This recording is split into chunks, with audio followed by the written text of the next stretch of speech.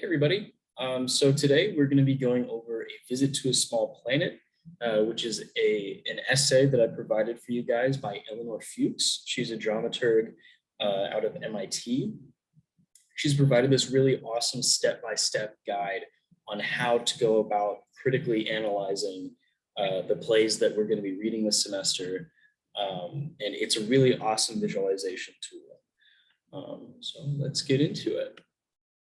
So the most important thing to remember,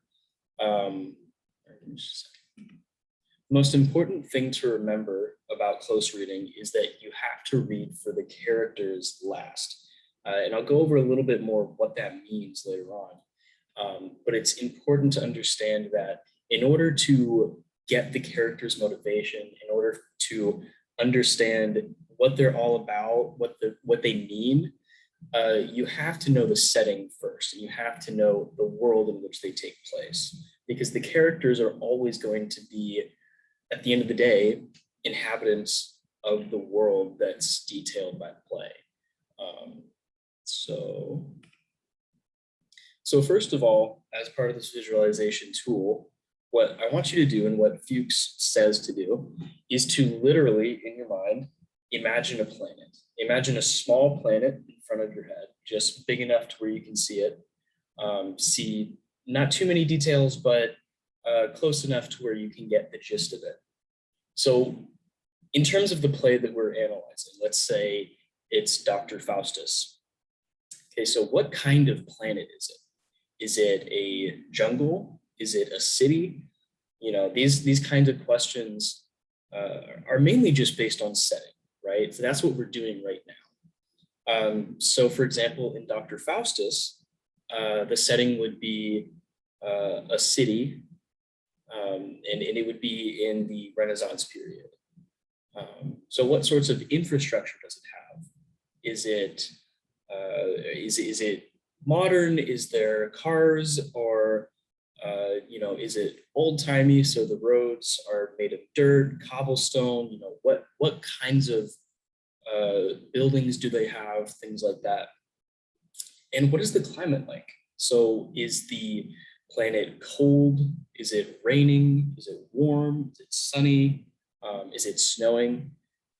These are the kinds of things that we need to first consider to get the big gist of the world.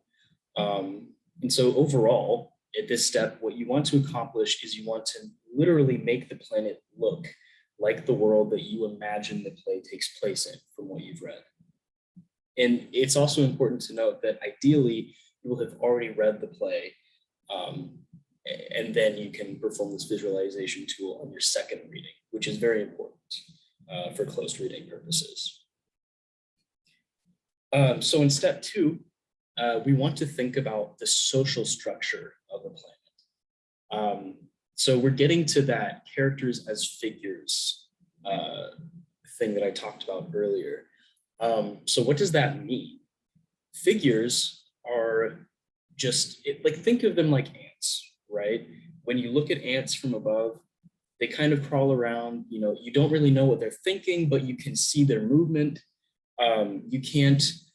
You don't always know their motivation. Maybe that's not the best analogy, but it's important to understand that we're not trying to get in these characters' heads yet. That'll come later. So in terms of the people on this planet, how are they arranged? Where are they? Are they in one city? Are they really tightly packed? Or are they sparse? Are they really spread apart? And also the power dynamics. Who has the power in this world? Is there a king? Is there, I don't know, is there a president? Is there someone that controls the movement of these people? And also included in this is, how do they speak to each other? How do they communicate? This has to do with the language of the play. So do they talk like Shakespeare, flowery prose, or is it more of a character play where it's more phonetic slang, talking in a Southern accent, talking in a British accent, whatever. Is it spelled out in less of a formal way? So overall in this step, we're looking over what are the people doing as a whole? Once again, not as an individual, but as a whole.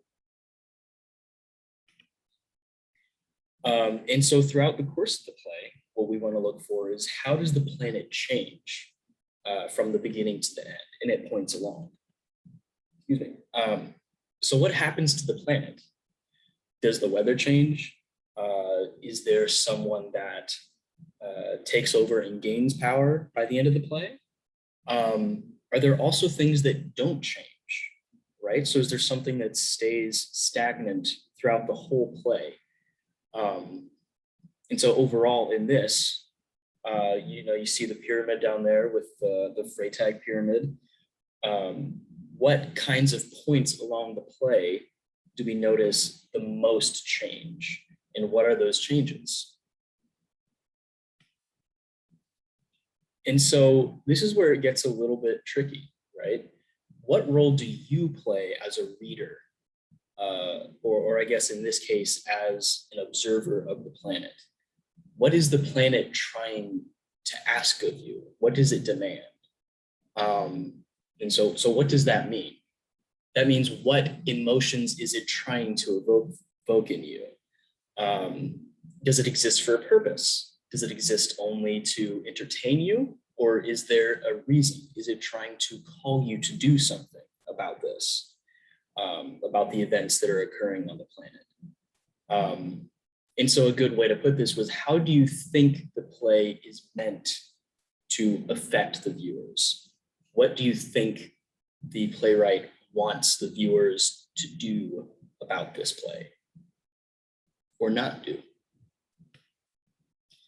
So step 5, we're getting a little bit more zoomed in now.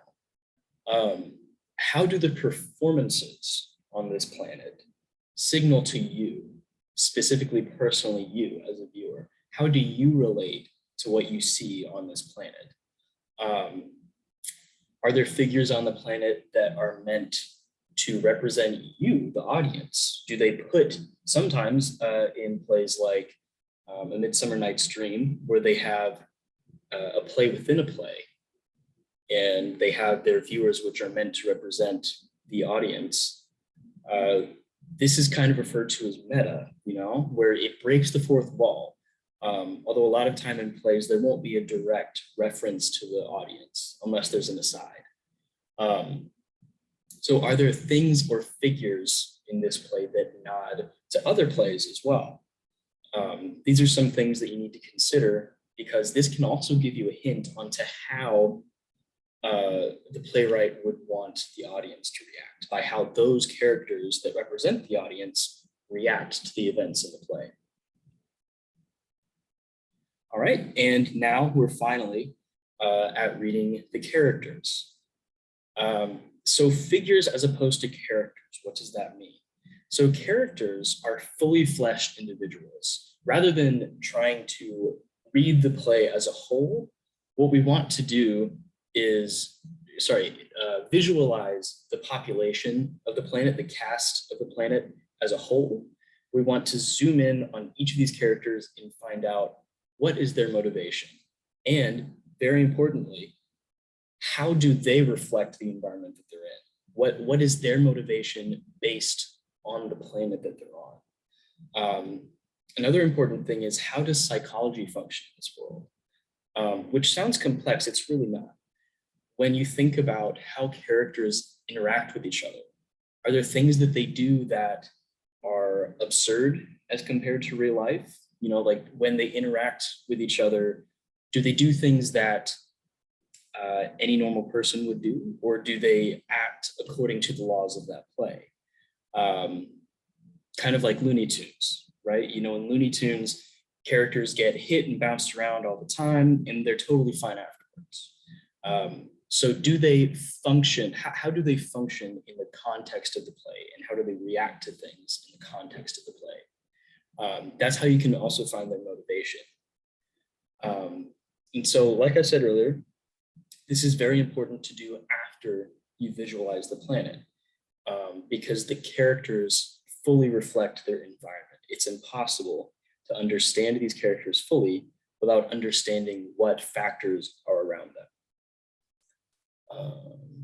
Okay, so this is the full step-by-step process I've linked the PDF at the beginning. I'd encourage you to go read it yourself. But overall, yeah, I really hope that we have a successful close reading this semester, and we'll go over this as we progress. Thanks, guys.